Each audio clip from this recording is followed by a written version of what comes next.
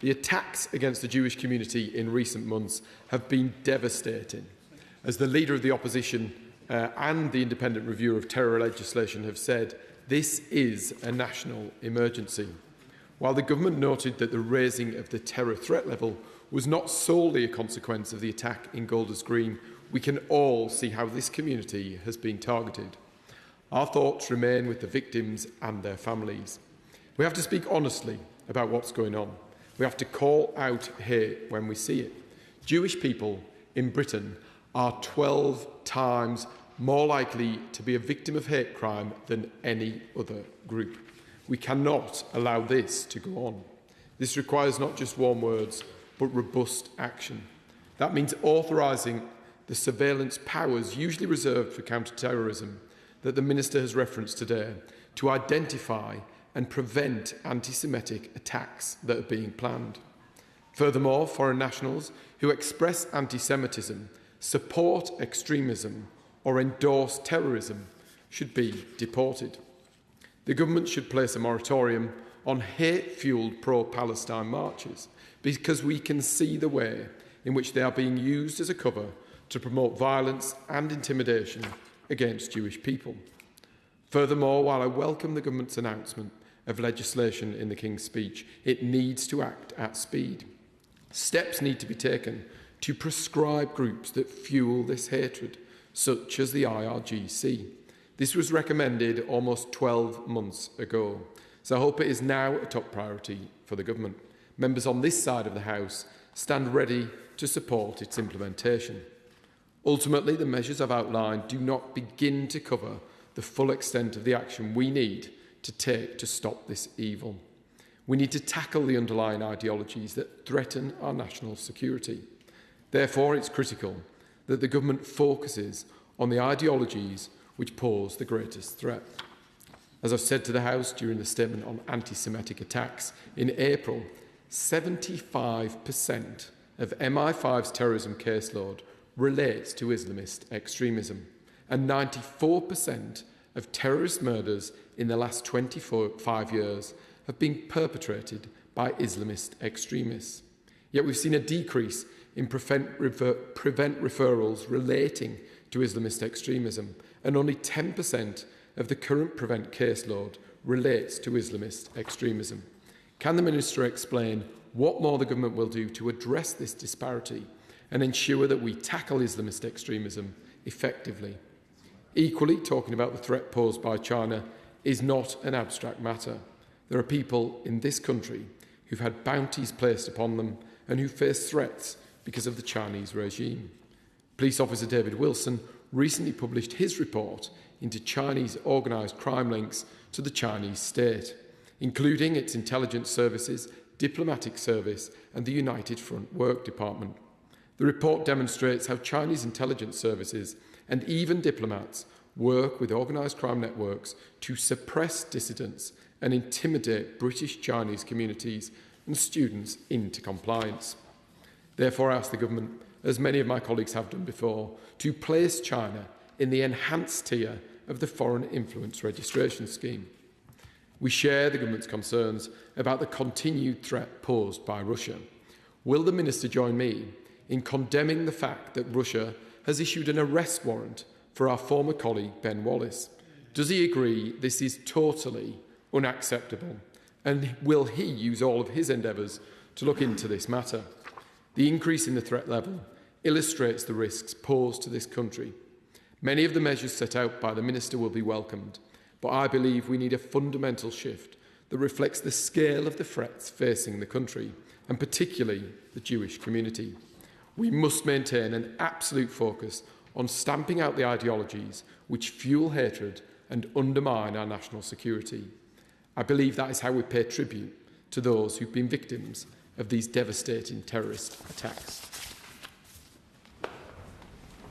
Mr. Speaker, I'm very grateful to the Shadow Minister for the very sensible and reasonable approach that he's taken this morning.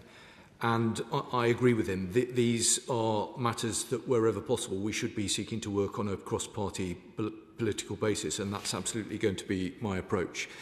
I do want to agree with him in terms of the appalling and abhorrent attacks that we've seen recently on the Jewish community. I hope he understands that the government is absolutely committed to dealing with this poisonous hatred.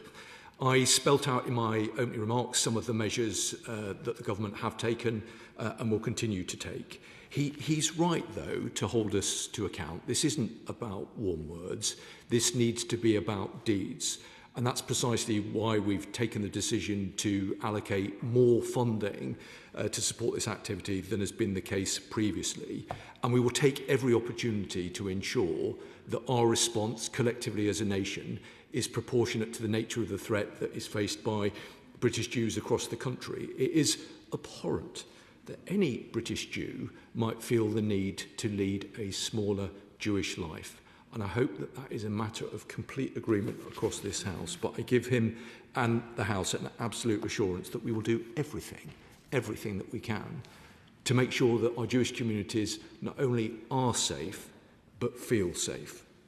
Now, again, entirely reasonably, he raised concerns about hate marches, protest activity that's taken place and may seek to take place in the future. I hope, again, it is a point of consensus to say that the right to protest is fundamental to our democracy. But at the same time, this cannot cross the line into unlawful or violent behaviour. Now, the police do have a range of existing powers that enable them to tackle unlawful behaviour, including at marches. But I think it's important to note that these will soon include new measures contained within the Crime and Policing Act, which received royal assent at the end of April, to further restrict intimidatory protests, particularly around places of worship, and new offences around face coverings at protest. The Act also places a duty on senior officers to take account of the cumulative impact of protest activity when considering whether to impose conditions on a protest. So protests that follow the same routes time and time again can be forced to change their route all the time of a protest. And he will know, as will other Right Honourable and Honourable members, that the Home Secretary has asked Lord MacDonald to lead an independent review of public order and hate crime legislation, and we look forward to receiving Lord MacDonald's recommendations in the near future. Now, again, he made an entirely reasonable point, I thought, about the disparity in the prevent caseload. He's right about that. I hope that he would acknowledge that that is not a new challenge. That is a challenge that the previous government faced and this government faced. He'll be aware that we've appointed a new independent Prevent Commissioner, and I'll be meeting with him later today, and I categorically guarantee that that will be on the agenda for our discussion. So we do take the point he's made very seriously, but I know that he will understand it's not a new challenge for government. He referenced China. I hope I was clear in my introductory remarks the concern that I have about the unique range of threats that China levels against the United Kingdom. But I hope that he would also accept that there are areas where, of course, we do need to cooperate closely with China. And there is always a balance to be struck. But I do give him an absolute assurance that national security will always be our priority. He mentioned FIRS, and I suspect other honourable members may take the opportunity to mention it as well. FIRS is still a relatively new tool. I'm making sure that we're able to draw the maximum operational benefit from it, and any decisions will be communicated to Parliament in the normal way. Finally, I do just want to respond to the point that he made about Ben Wallace. So, let me be crystal clear. The accusations that were made about Ben Wallace are completely unacceptable. Ben Wallace is someone who's served our country, and for reasons that the Honourable Gentleman will completely understand, I'm obviously not going to get into the individual security arrangements for Mr. Wallace, and I can't and won't comment on operational or intelligence matters. But I can say that I've met Ben Wallace to discuss the concerns that he's understandably raised.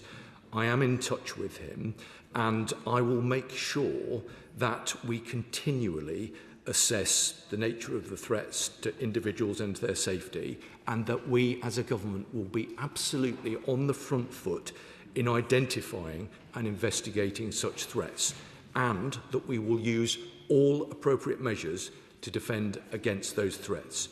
Any attempt by any foreign government to coerce, intimidate, harass or harm their critics in the United Kingdom, including Mr Wallace, will not be tolerated. Rachel Hall.